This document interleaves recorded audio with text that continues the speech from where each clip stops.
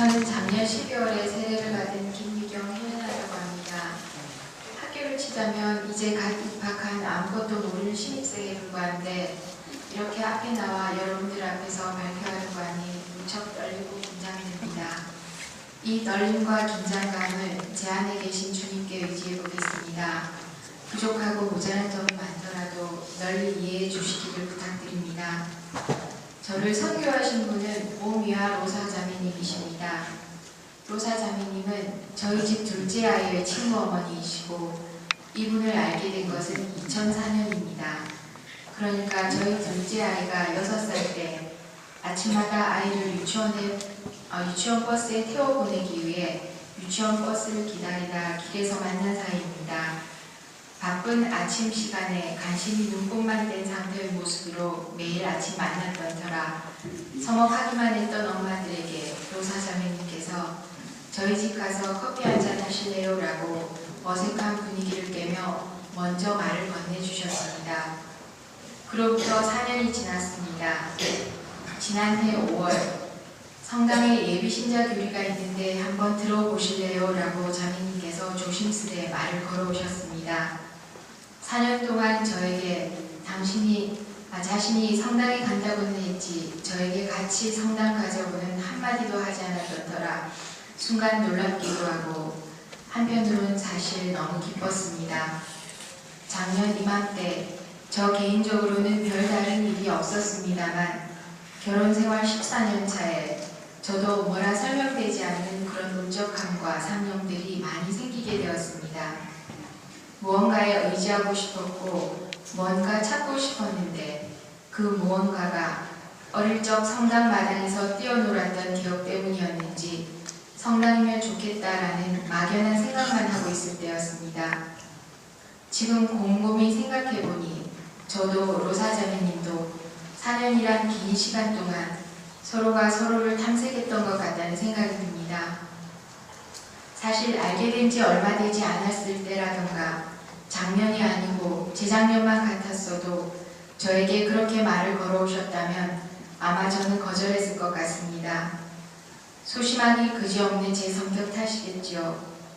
제 성격과 마음 상태가 그러함을 눈치 빠르게 알아차리고 4년이란 긴 시간 동안 인내심을 가지고 용기 없는 저에게 다가와 주신 것이 지금도 얼마나 감사한지 모르겠습니다. 저 또한 로사 자매님을 학부형이 아닌 한 사람으로 지켜본 바로는 참으로 겸손하고 마음이 넓은 분임을 느낄 수 있었습니다. 저보다 3살 아래인 동생뻘인 로사 자매님은 한마디로 말하자면 언니 같은 동생이라고 해도 좋을 만큼 남을 배려하고 이해심이 깊은 분이었습니다. 예비자 교리를 시작하게 되면서 자매님은 성당에 항상 저를 데리고 다녀주셨습니다. 아는 사람도 없고 어색하고 낯설기만 한 성당에서의 모든 일을 하나하나 차근차근 이렇게 가르쳐 주셨습니다. 성당에 들어와서는 성수를 찍고 성수 기도를 입으로 외면서 성호경은 천천히 크게 긋는 거랍니다. 교리 받기 전에 미사는 꼭 드립시다. 그래야 세례 후에라도 평일 미사에 참석하는 것이 자연스러울 거예요. 주일 미사는 꼭 참석하시고요. 그리고 간절히 기도하면 꼭 들어주신다는 걸 잊지 마세요. 언니를 위해 제가 기도드리고 있어요. 누군가가 나를 위해 기도해 준다는 말을 저는 그때 태어나서 처음 들어보았습니다. 마음이 한없이 기뻤습니다. 예비자 교리를 시작하게 되면서 주님께 간구해야 할 몇 가지 일이 저에게 일어났습니다. 둘째 아이가 학원에서 입구 유리문에 가방끈이 걸려 넘어지면서 머리를 다쳐 피가 너무 많이 나는 바람에 병원으로 가고 있다는 전화를 받았습니다. 얼마나 놀랬던지 다시 생각하고 싶지 않은 순간입니다만 너무나 놀랍게도 택시를 타고 병원으로 가는 순간 제 마음속에서는 괜찮을 거야, 주님께서 지켜주실 거야, 꼭 지켜주실 거야 라는 확신이 저도 모르게 생겼습니다. 예전 같았으면 겁 많고 소심한 제가 우왕좌왕하며 눈물바다가 되어 소리치며 달려갔을 텐데 이런 확신이 생겼다는 게 저 또한 믿기지 않았습니다. 정말 주님께서 지켜주셨습니다. 다행히 아무런 이상 없이 간단한 봉합시술을 받고 병원을 나왔습니다. 그리고 부산에 계신 친정어머니께서 담관에 이상이 생겨 밤새 극심한 고통으로 갑자기 입원하게 되었습니다. 의사선생님 말씀으론 단순한 담관염인지 아니면 오늘 내일을 다투는 심각한 담관암인지는 검사 결과를 봐야 알 수 있다며 하루 이틀을 더 기다려보자고 하셨습니다. 이틀 동안을 50대 50의 확률 속에서 천국과 지옥이 이것이구나를 느꼈습니다. 지금껏 친정어머니께 나 살기 바쁘다는 핑계로 해드린 게 아무것도 없기에 제가 해드릴 수 있는 것은 그때는 기도뿐이었습니다.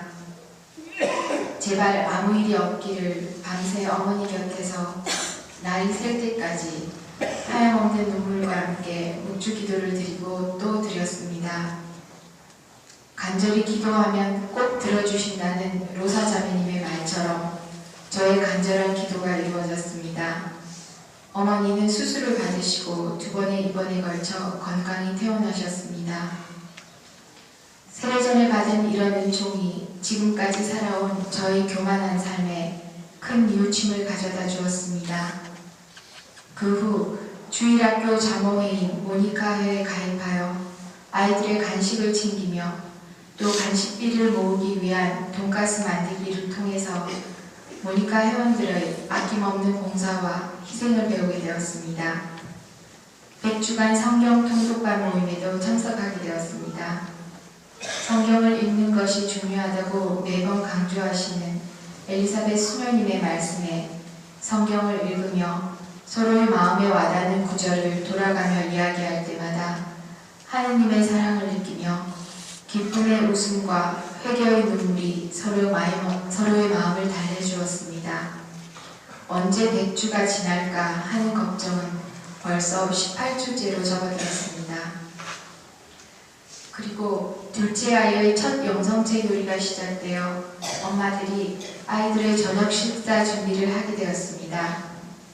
아무런 대가도 바라지 않고 서로가 서로를 위하며 바쁜 시간과 수고를 아끼지 않는 엄마들의 배려와 평생에 한 번뿐인 하느님을 뵙기 위한 첫 영성체의 소중한 기억을 만들어 주어야 한다며 애쓰시는 비탈리나 수녀님의 열정에 고개가 숙여졌습니다. 신부님들의 강론은 예수님이 다시 살아오셔서 전해주신 말씀처럼 귀하고 거룩하게 여겨졌고 수녀님들의 헌신적인 봉사는 성모님이 살아오셔서 은총을 베풀어 주시는 것처럼 느끼게 되었습니다. 지금껏 왜 주님을 모르고 이렇게 살아왔던가 하는 때늦은 후회감이 들기도 합니다만 이렇게나마 부족하고 모자란 저의 마음에 찾아와 주신 주님께 감히 감사 인사를 드립니다. 2009년 예비자 교리가 시작되었습니다. 우리 한 사람 한 사람의 겸손함과 배려의 마음이 사랑으로 전달되어 아직까지 하느님을 모르는 분들의 발걸음이 이곳으로 향할 수 있도록 노력해야 할 것 같습니다. 그리고 선교하는 것에 끝을 두지 마시고 주님께서 우리들을 한결같은 사랑의 마음으로 끝없이 보살펴 주시듯이 그분들께도 끊임없는 관심을 가지시고 사랑을 베풀어야겠습니다. 주님은 정말 저를 잘 알고 계심을 느낍니다. 바쁜 생활 속에 틈틈이 시간 내어 열심히 기도하는 저와 편안함이란 유혹에 빠져 게을리 기도하는 저를 어찌나 잘 아시는지요. 제가 아는 주님은 간절한 기도, 정성 들여 바치는 기도를 좋아하시는 것 같습니다. 아직까지 주님을 모르는 분들을 위해 우리 모두 간절한 기도를 드립시다. 그분들이 하루빨리 주님의 자녀가 되어 주님의 사랑 속에 평화로운 삶을 보낼 수 있도록 우리 모두 마음 모아 기도드립시다. 아멘.